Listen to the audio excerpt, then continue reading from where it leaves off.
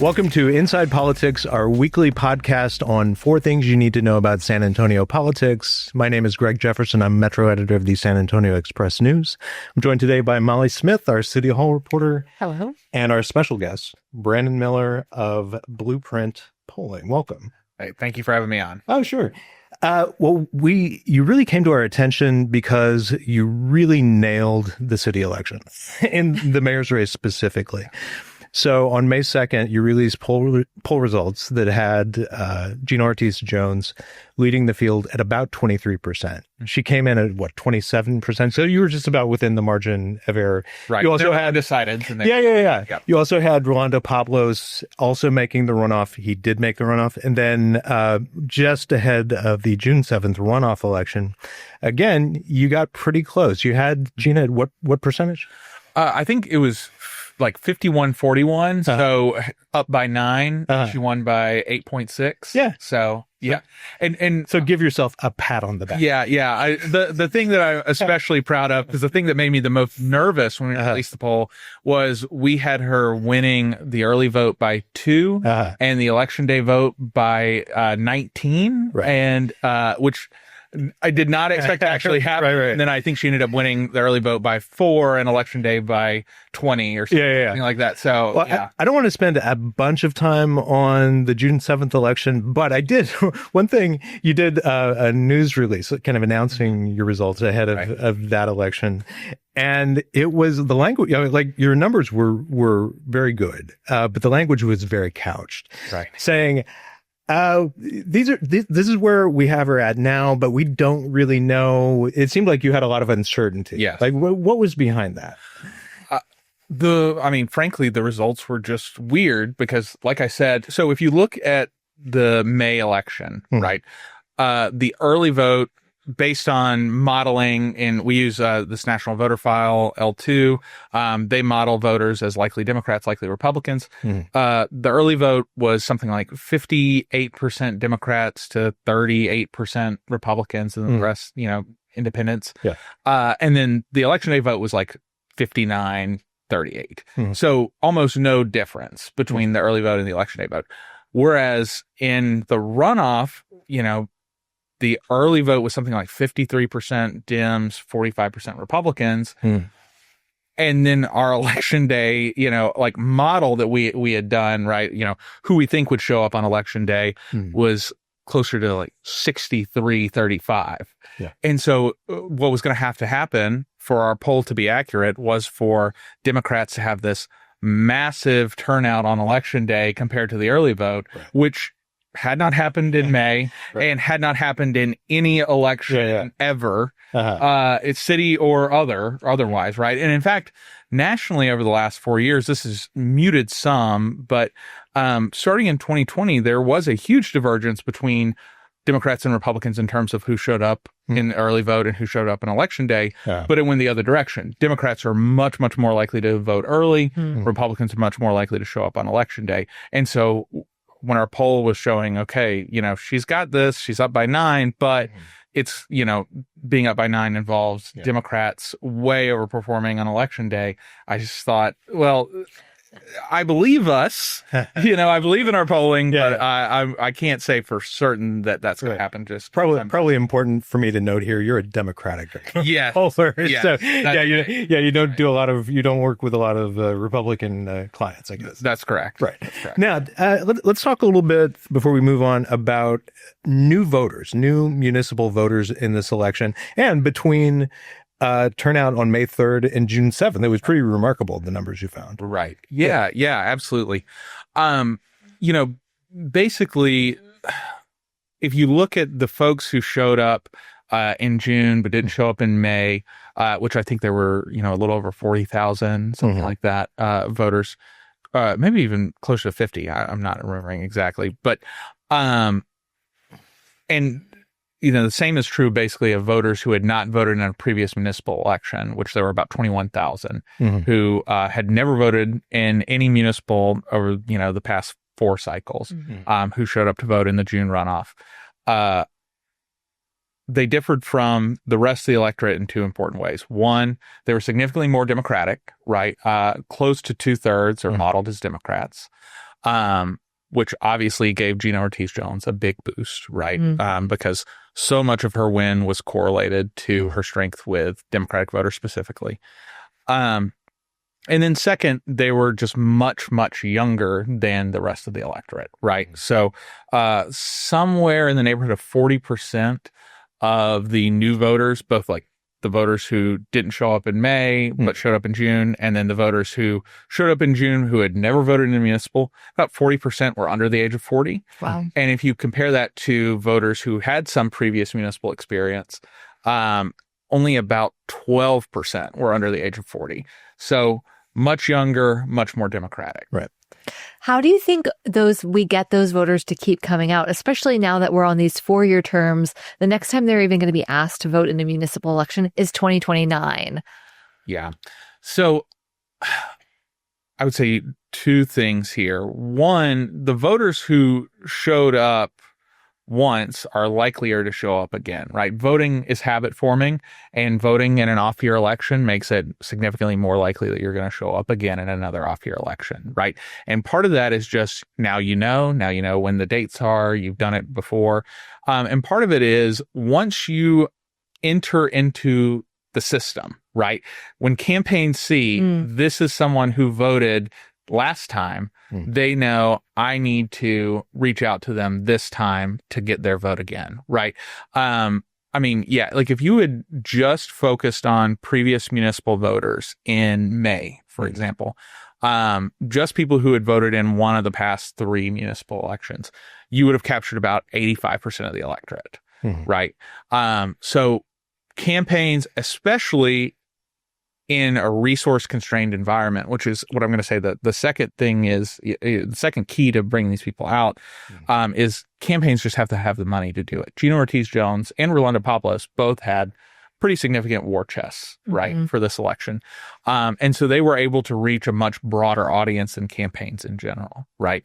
I think that is sort of an under-discussed part of the problem in San Antonio's municipal elections is that we have such restrictive campaign finance laws. So $1,000 for mayoral candidate per individual donor. That's right. Yes. So, if you look at what a city the size of San Antonio, what municipal campaigns are usually spending, I mean, it's often in the millions of dollars, right? Certainly in high 6 figures. And in San Antonio, that means you either have to have a huge number of friends with a lot of money who are willing to write you $1,000 check, or you have to do it yourself. You have to be personally wealthy and able to write a 6-figure plus check to your campaign just to get started, really. And so as long as that's the rule, then I think that contributes to sort of the hyper-partisan nature of this race, right? Because the candidates who are able to get the funds to, really compete in this election were people who were able to pull donors from across the state, not just from the city of San Antonio. And across the country, especially in terms of Gina Ortiz-Jones. That's exactly. Those Democrats from the coast. Yeah, exactly. And she was a 2-time congressional candidate in the San Antonio area. She was Biden appointee as Air Force Undersecretary. But I'm wondering, I mean, are future candidates for mayor looking at what she did here and saying, okay, that's the way to do it? I mean, because if you're talking about bringing out Democratic voters, which is what she did in a pretty remarkable fashion, people who just, a lot of them, many thousands, had never voted in a city election. She got them excited and brought them out. Right. It seems like somebody looking at a future mayor's race will take note of that and say, okay, I don't need to focus so much on policy. I just need to, on kind of the grist of city government, street projects, drainage, big capital projects, that kind of thing. Right. I need to hit certain hot buttons. Like, is that an overstatement? Do you think that's not a lesson people are going to take?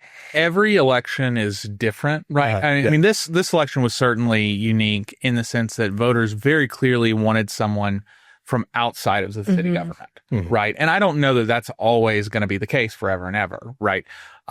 There have certainly been big change elections in other cities around the country that involve voters picking someone much more boring and middle of the road, right? Yeah. I mean, you look at like Mike Duggan in Detroit, right? Yeah. I mean, that's someone where voters were just saying, we want a manager. We want someone who understands how to fix potholes and how to do, sewers and drainage, right? It's very possible that 4 years from now, 8 years from now, San Antonio could have an election like that, right? Yeah. That being said, if the question is, does partisanship work? Does raising the temperature work? That is very clearly true. And, you sort of framed it as, okay, she's got these very strong Democratic positions, this, progressive rhetoric, and that's bringing out Democratic voters. I think in a lot of ways in this election, it was the inverse that drew people out, which is the message, Rolando Pablos is a MAGA Republican who's going to bring Greg Abbott, to San Antonio. Yeah, that makes sense. That's what drove out these Democratic voters. And I certainly think if I'm a future campaign, if I'm in a future mayoral race in San Antonio and my opponent has the slightest ties to the Republican establishment, I am making that the front and center of my campaign. Yeah. Okay. Now, let's leave June 7th behind, shall we? Let's take these Democratic voters who got super excited about a city race. All right. So we've got potentially 2 elections coming up in November, both of them having to do with a new Spurs arena. So the county is likely Bexar County commissioners will likely put a venue tax election on the November ballot. It'll include, improvements to the Freeman Coliseum, the Frost Bank Center, but also a chunk of that, could be around 200 to 250 for a new Spurs arena. So you got that. And then you've got the possibility of the city council maybe calling a bond election for several $100 million worth of infrastructure projects around what would be the arena site just to make it possible, right? Now, are those super excited Democratic voters going to say, hey, that was really fun, what we did back in June, let's do it again in November, even though there's really not a human on the ballot? Are they going to come back? That's a good question. And again, I would say the people that are going to come out and vote in that election are going to be the people that campaigns target to a large extent, right? And certainly if I am targeting likely voters for an off-year November election, people who voted in an off-year municipal election are going to be pretty high up on the list, right? Now, that being said, a lot is going to depend on what the Spurs see and, other groups pushing for, these taxes.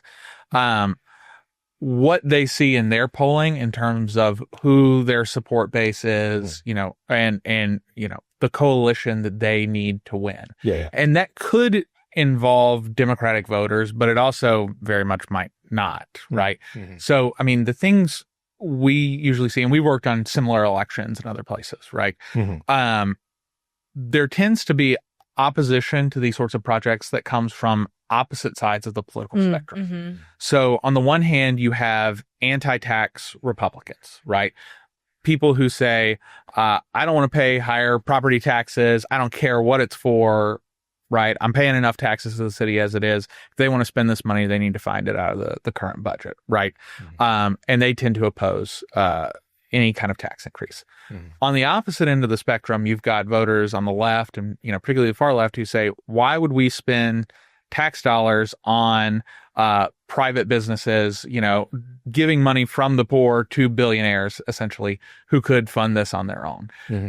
I would imagine that when it comes to this November election, there will be a similar dynamic in play. And so what the Spurs or whoever is, backing this are going to need to do is find that middle ground of voters, or find a message that works with a particular part of the electorate, and focus on them. Let me ask you a super unfair question. Okay. Brutally unfair. Terrible. What I'm about to ask. If you were to call it right now, where are San Antonio voters? Are they gonna vote this up or down? And let's start with the venue tax election. Yeah. So I would say First of all, I've not done any polling specifically on this issue. Just your right. This is just gut intuition. And I'll tell you what I'm basing this off of, which is a couple weekends ago, I was driving around. I have an 8-month-old. We do a lot of car naps. And my wife and I, my wife and I were driving around the King William neighborhood, and we saw 3 or 4 or 5 yard signs that said, say no to Project Marvel or something to the... They're starting to crop up right across the city. Yeah. That is organic. That is not being pushed by some outside group that wants to kill this. That is just coming up from the people themselves, right? This opposition to this program or to to this proposal. So when you see a sort of an organic opposition cropping up this early, that's definitely a big red flag to me.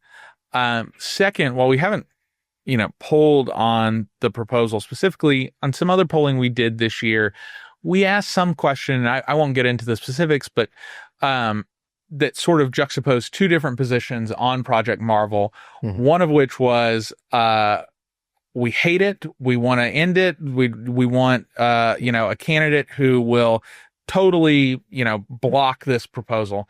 And then the other was, we don't like this, but now that the city's passed it and we feel like we have to do it, right, let's make it work for us. And in general, voters preferred the latter to the former, but it wasn't universal.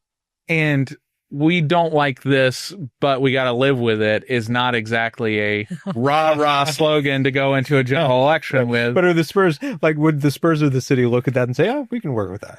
Yeah, I mean, I think that the thing that the Spurs are going to have to figure out is a message that will drive people to the polls, because, there is obviously a clear, organized, organic opposition to this proposal. Those people are going to show up to vote no matter what. And by the way, so you've got that going on, but you've also got kind of the very clear opposition of Cops Metro. How significant is that? This is like a grassroots, grassroots interfaith advocacy group. Right. They're, I think, starting this summer a door knocking campaign where they're going into neighborhoods and trying to urge voters to say no, right, particularly to the county venue tax. Yeah, that's right. So, I'll say this. Obviously, campaigns don't usually win on grassroots door knocking alone, but the Cops Metro folks have deep relationships in these communities from years and years of advocacy and, community organizing. And this is going to be a very low turnout election, no matter what, right? Regardless of, what the messages end up being, or, you're talking about, is it going to be 10% or 20%, right? It's not going to come close to a high turnout election. And so that kind of organizing, relational organizing, really does make a difference here.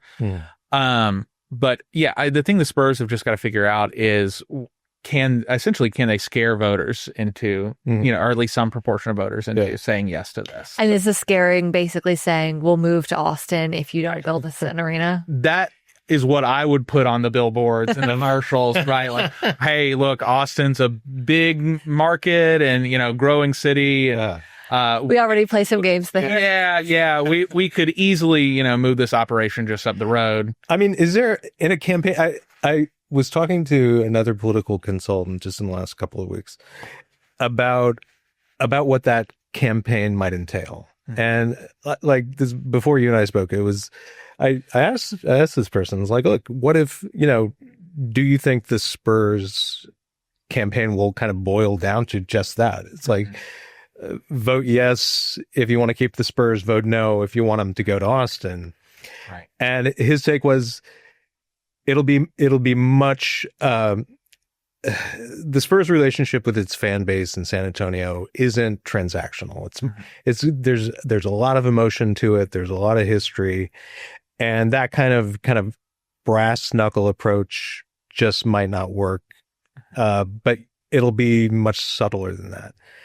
In a campaign context, can they be much subtler than that? I mean, can you, are there, certain ways of putting things that get across that message without actually saying we're out of here if you don't pass this? Yeah. I mean, I think certainly at the beginning of the campaign, right, you're going to see, Instagram ads with Victor Wembanyama.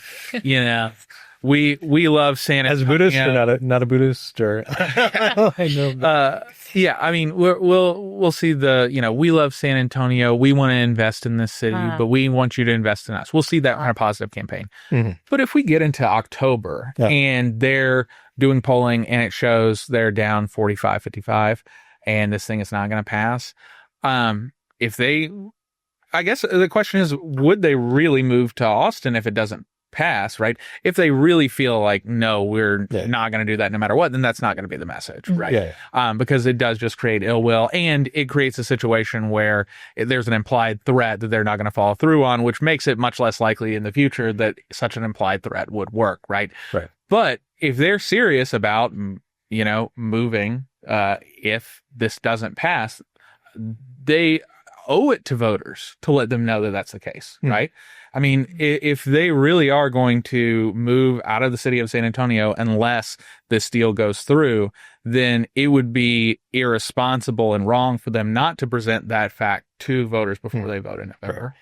Now, I was going to ask, the arena talks have kind of been in the works between the Spurs and the city and even the county for 2 years at this point.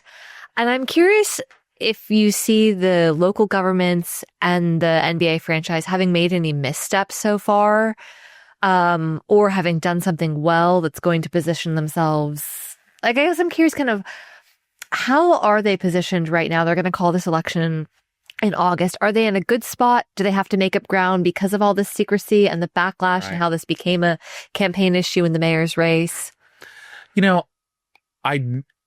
There are things you could certainly criticize about the way they've handled things so far, but I don't know that there's actually a better set of options, right?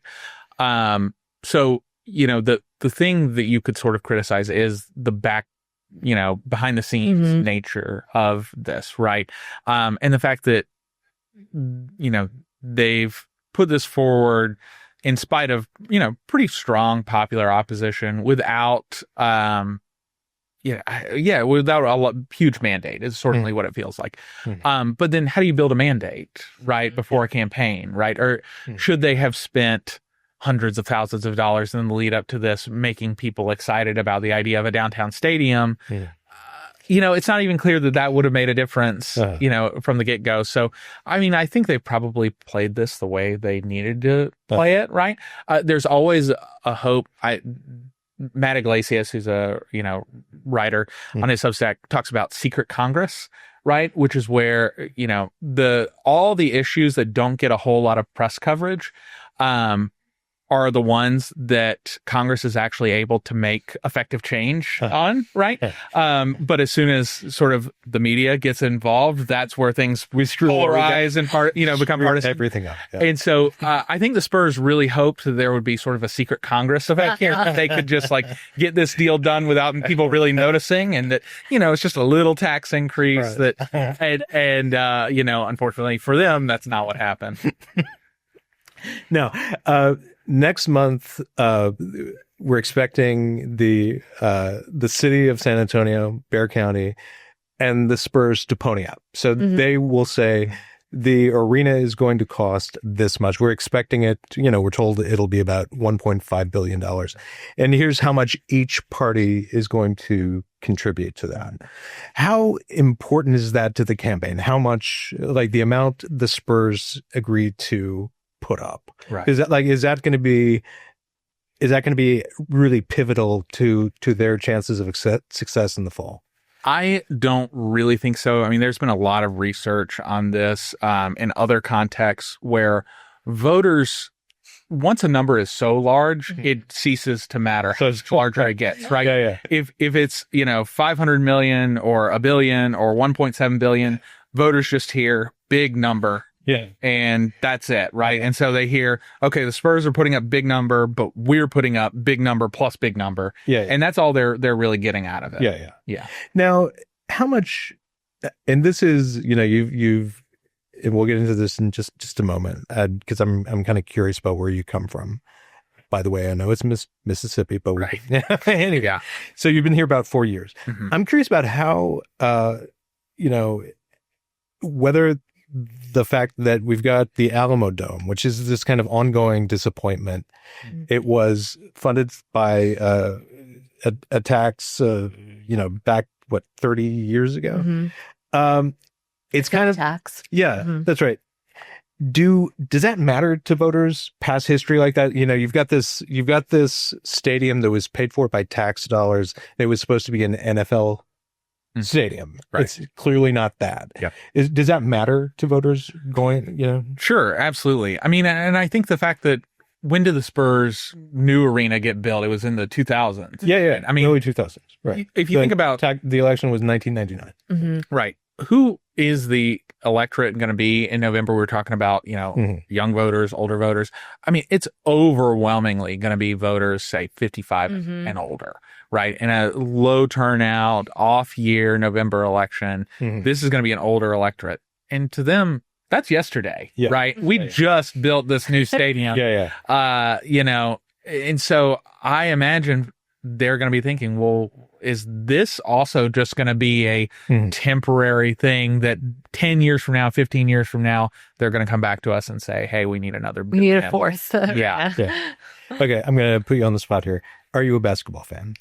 To an extent, right? I watch. Okay, I watch. I've been to probably 5 to 10 Spurs games a year since I moved here, and I watch the playoffs, and that's the extent. That's the kind of Spurs fan I am. So I haven't. It's been years since I've taken a super close interest.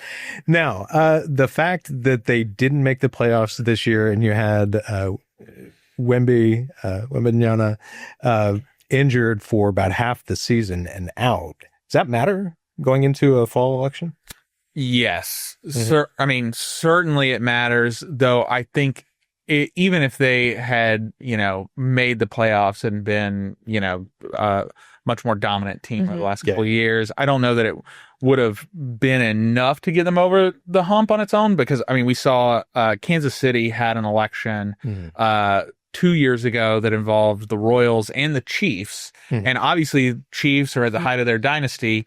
And still the election failed. And so did not go to plan. Right. Exactly. And so it's not a guarantee. But certainly, I mean, so the last election was in 1999. That's right after the Spurs, within a couple of months. Right. Won the final. So, I certainly think that sort of gives a boost, to these efforts.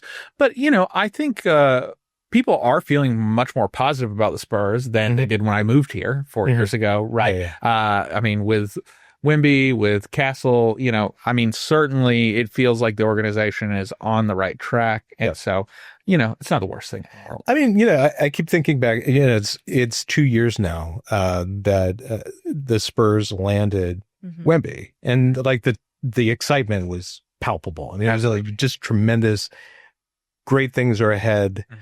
And, season ticket sales just exploded. And I think probably revenue wise, the Spurs probably had a pretty good year in his first year. And he did really, really well. But it just feels like that kind of, that excitement is dissipated. Like it's just not there. Right now. So that's why I ask, like, what's, if it's going to have a dampening effect. Yeah, I mean, certainly. So, like I said, my wife and I have gone to 5 to 10 Spurs games a year since we moved here, and it was like 2 years before I got to see them win in person. So certainly there's less positivity around the organization than there was, say, 15 years ago. So tell us about Blueprint Polling, what its origins are, and what work, how you got to San Antonio, and kind of what work you've done since getting there. Yeah, absolutely. I mean, local work. Sure. So Blueprint Polling is sort of the polling arm of our larger political consulting firm, Chisholm Strategies. We've been around since 2013. Mostly doing telephone voter contact in general for campaigns. So my joke is we do everything people hate. So we do the texts and the robocalls and the surveys and all that stuff. So you're the bastard. Yeah, it's me. Okay. And we started getting into polling in 2016 seriously, and then really seriously in 2018, 2020. And now, we've worked for the California Democratic Party, the Wisconsin Democratic Party, several big city mayoral campaigns.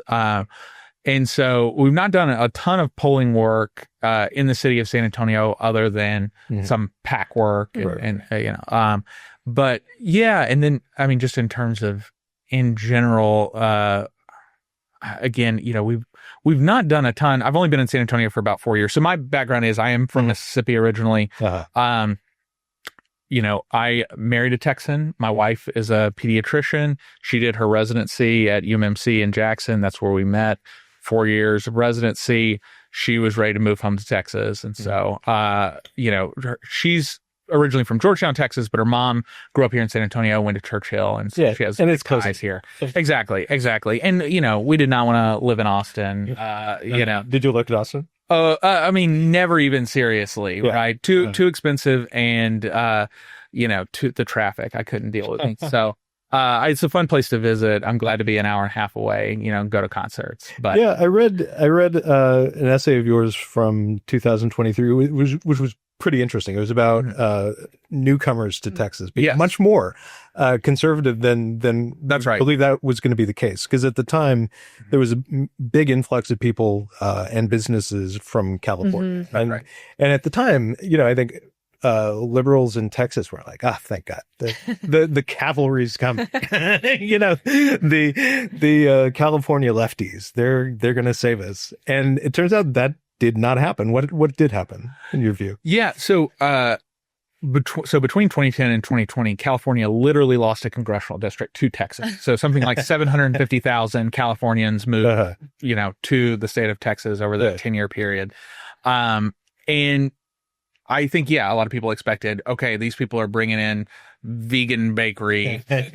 By the way, there are more vegan bakeries now in San Antonio than there were 5 years ago. For sure. Absolutely. And I don't think that has nothing to do with California culture being, but a lot of those folks would self-describe as like tax refugees, almost, right? They're leaving high tax California for the Wild West of Texas, right? If you're a conservative, which, California is the birthplace of modern American conservatism in a lot of ways, right? Ronald Reagan, and even like Nixon. Exactly. Contemporary conservatives like Ben Shapiro is from California, right? So there are a lot of conservatives in California who feel like we're never going to win back power. Everything's become too expensive with our taxes. And, if you're a longtime resident, I'm sitting on a house that my mom bought for $200,000 in 1980, that I can sell for $1.8 million and go buy a mansion in Texas.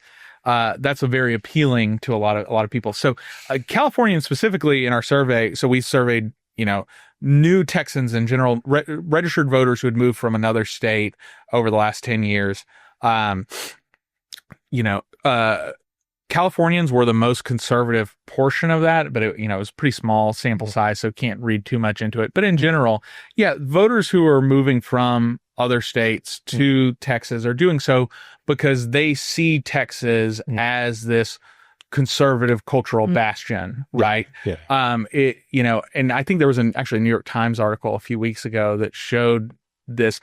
People are moving to the Sun Belt in general, but which part of the Sun Belt they're moving to pretty much corresponds to their politics. So liberals are moving to Georgia and Virginia and, to a lesser extent, Arizona, North Carolina, right? Swingier to lean blue states, in the Sun Belt, whereas conservatives are moving to Florida and Texas. There's going to be an open, or a Texas Senate seat is up for election in 2026. It's John Cornyn's seat. Right. I know Democrats are thinking about, is this an opportunity to win that seat? What do you see as a Democratic pollster? Is that just not in the cards and not in the cards for a long time? Does it depend on Ken Paxton being on the ballot in the general election ballot, or Cornyn? It must. I would say it 100% depends on Ken Paxton being on the ballot, though. Even with Paxton, Paxton's won statewide general election, 4 times. So it's not like it's a shoe-in if Paxton is the nominee for Senate. But, you know, I think it's really easy for people to get caught in the trap of the way things have been are the way they will always be, right?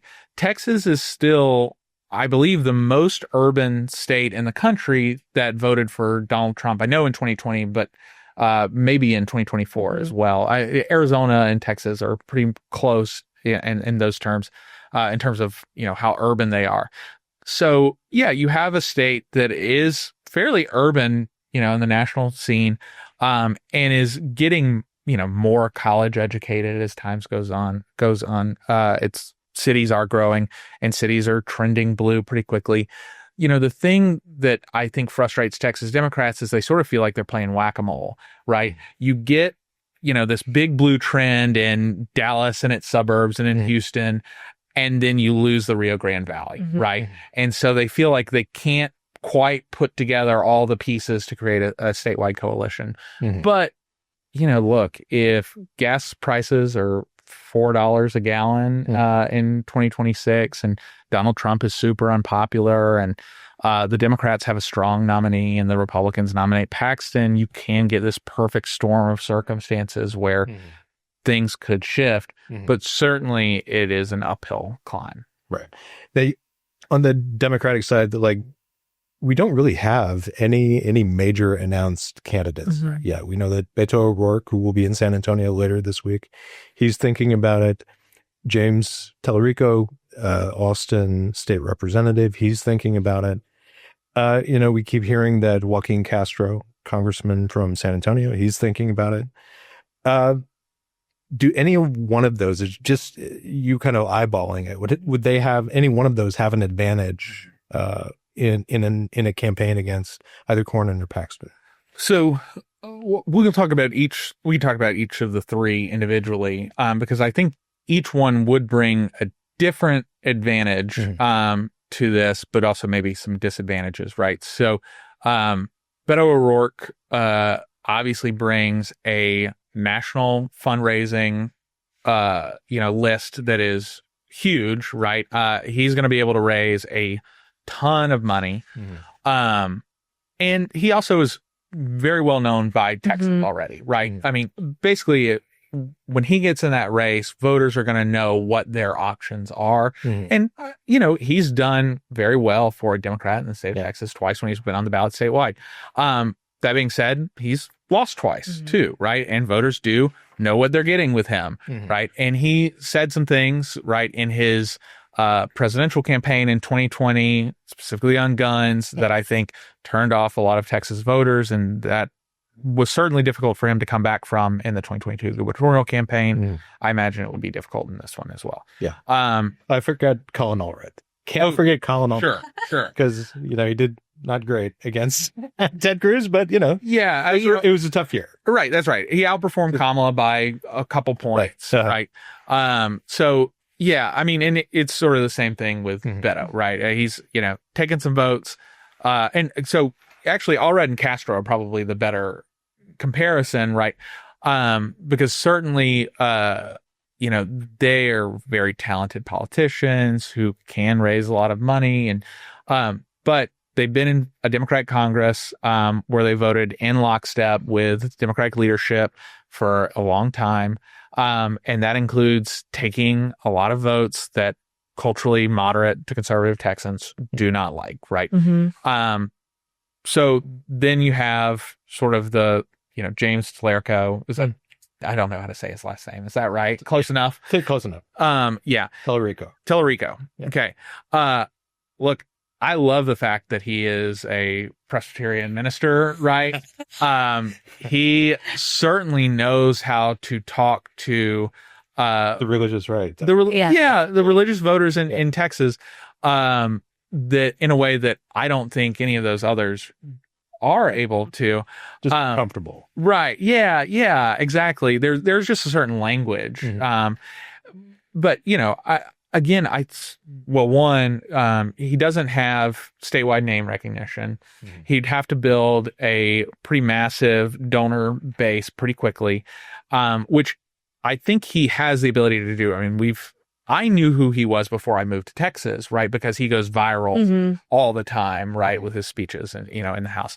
And so I certainly think that he has that ability, but does he have the ability to differentiate himself from the Democratic Party brand enough to win statewide in Texas? It is very possible that he could in a good environment, right? You saw something similar with Raphael Warnock in Georgia, right? He didn't have to, flip 15 or 20% of Republicans to win, right? He had to flip 5% or whatever the number was, but he was able to do it in both of his statewide elections. And I think in part having a religious background is something that appealed to voters who are maybe not totally comfortable with the cultural politics of the Democratic Party. Right. Okay. Now with that, I'm going to end the interrogation. Okay. You've done very well. Thank you. Thank you. Thank you, Brad. No. We really appreciate you coming in. Yeah. Thank you. And thank you for watching. We will be back next week. I say this every week and I'm stunned. Some of you still have not signed up for the ENside Politics newsletter. Please do so I can just stop asking. Just go to show notes, click on it, and subscribe. That'd be great. Thank you very much and see you next week. Goodbye.